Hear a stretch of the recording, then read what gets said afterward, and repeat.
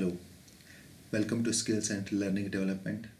In this video, I'll talk about tax saving for assessment year 2018-19 for individuals. Here's the list of various tax deductions for individual taxpayers. For example, under section 16(2), the government employees,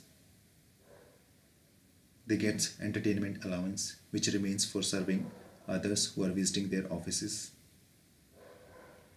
They can put up to 5,000 for tax exemption. Apart from that, salaried employees, the employment tax which they are giving to local bodies, local authorities, they can also take benefit of tax on that amount under section 16(3). Next, under section 80C, 80CQ, 80CCT, any individuals can take tax benefits on the amount up to 1.5 lakh by investing on these components.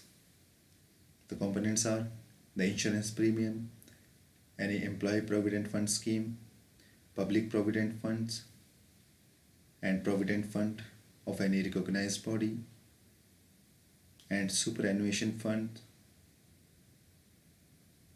and the security or notified deposit scheme by the central government, national savings certificates, unit linked insurance plans, tuition fees which are paid for education, and some paid towards a notified annuity plan of LIC, 5-year deposit with scheduled bank, and it's locked for 5 years, and investment in the bonds issued by NABARD, and 5 years term deposit in post office.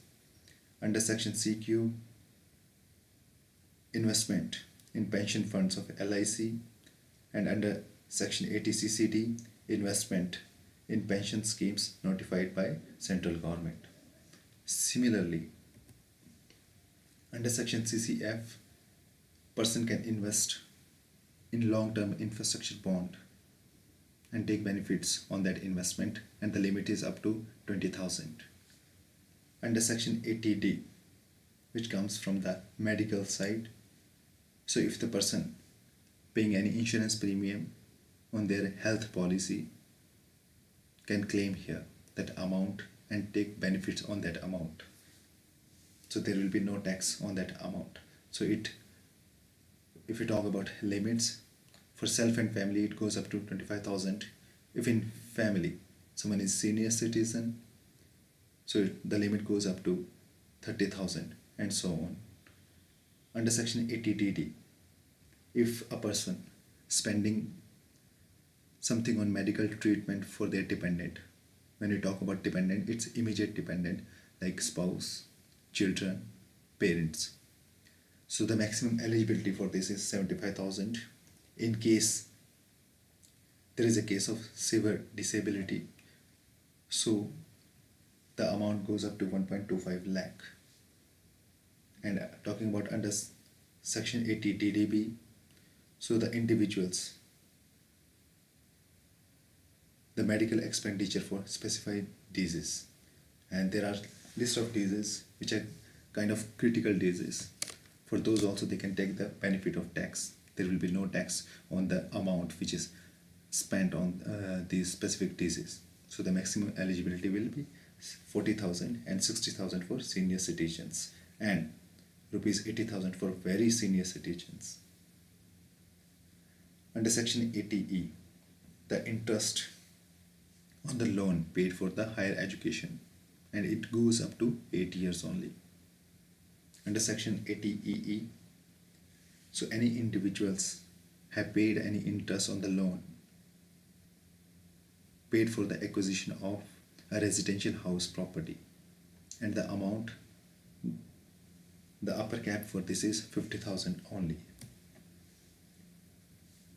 Talking about taking to you for next, it's a donation, whichever donation you give for the registered trust, charity, or any national fund. So So that amount also comes in tax exemption under section 80G. Under 80GG, it's for those individuals or employees who are not getting rent benefit, or called as house rent allowance, HRA, in the companies. So they can claim up to 10% of their salary, and it should be below 5,000 or equal to 5,000, or the 25,000 of your total income, whichever is less, that they can claim there for tax exemption.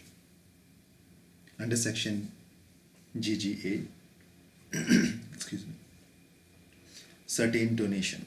It's similar to section 80G, but above it's for charity and for national funds, and here it's for scientific research and the social and statistical research. Under section 80GGC, it's a contribution towards political fund, electoral trust, etc. Under section 80TTA, individuals who are getting interest in their deposits in banks, it get treated as your income, but up to 10,000 you can claim that for the tax exemption. Under section 80U, individuals can save up to 75,000 or up to 1.25 lakh as well, if in case in the previous fiscal year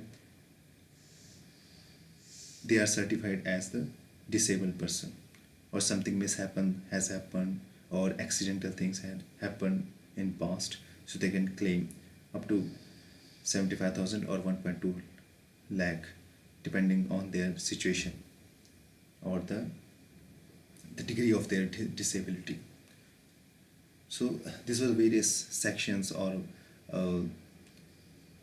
various components under the tax exemptions. I hope you like this, and it will be useful for you for the tax exemption, because by 31st March all have to declare their investments. Hope you like this.